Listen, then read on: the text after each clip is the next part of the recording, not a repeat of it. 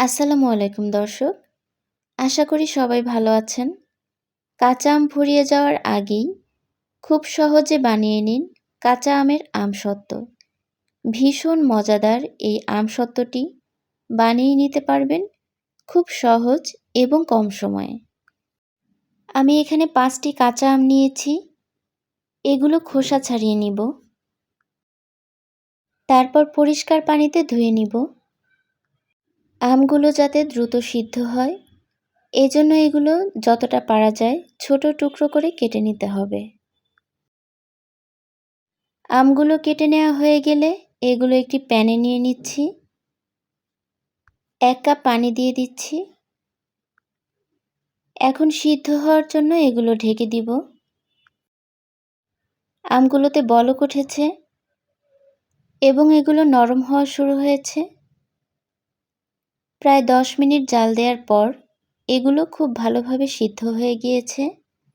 একটি স্প্যাচুলার সাহায্যে এগুলো গলিয়ে নিচ্ছি। চুলা থেকে নামিয়ে আরও কিছুক্ষণ ব্লেন্ড করে নিচ্ছি। এখন একটি ছাঁকনি দিয়ে ছেঁকে নিব। এভাবে স্প্যাচুলা দিয়ে ঘষে ঘষে ছেঁকে নিতে হবে। আমি সবটুকু ছেঁকে নিয়েছি। প্যানে ছেঁকে নেওয়া আমের মিশ্রণটি দিয়ে দিয়েছি।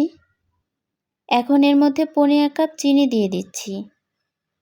দিচ্ছি ১ টেবিল চামচ চিলি ফ্লেক্স, তারপর হাফ চা চামচ ভাজা জিরার গুঁড়া, হাফ চা চামচ সাদা লবণ ও হাফ চা চামচ বিট লবণ দিয়ে দিব। সমস্ত উপকরণ ভালোভাবে মিশিয়ে নিচ্ছি। মিডিয়াম হিটে রান্না করতে থাকব।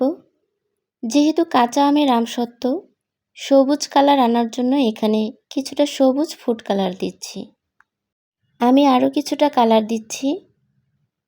তারপর ভালোভাবে মিশিয়ে জাল করতে থাকব। যেহেতু মিশ্রণটিতে বেশি পানি দেইনি, এটি হতে বেশি সময় লাগবে না। মিশ্রণটি অনবরত নাড়তে হবে যাতে নিচে লেগে না যায়। আমি এটি ৬.৫ মিনিটের মতো জাল করেছি। এরকম থকথকে হয়েছে। কড়াই থেকে এটি উঠেও আসছে। এ অবস্থায় আমি নামিয়ে নিব, কারণ এটি ঠান্ডা হওয়ার পর আরও কিছুটা ঘন হবে। আমি চুলা অফ করে দিয়েছি। চুলা থেকে নামিয়ে নিয়েছি, একটু ঠান্ডা করে নিব। আমসত্ত্ব বিছানোর জন্য বড় একটি স্টিলের প্লেট নিয়ে সরিষার তেল ব্রাশ করছি, যাতে শুকানোর পর এটি সহজেই উঠে আসে। এখন জাল করে রাখা আমের মিশ্রণ ঢেলে দিচ্ছি। এটি স্প্যাচুলা দিয়ে পুরা প্লেটে ছড়িয়ে দিব। আমসত্ত্ব কতটা মোটা বা পাতলা করবেন সেই অনুপাতে ছড়িয়ে দিতে হবে। ছড়িয়ে দেওয়ার পর স্প্যাচুলা দিয়ে উপরে সমান করে নিতে হবে। এখন শুকানোর জন্য রোদে দিয়ে দিব। চাইলে চুলার নিচে রেখেও এটি শুকাতে পারেন। আমসত্ত্ব শুকিয়ে গিয়েছে।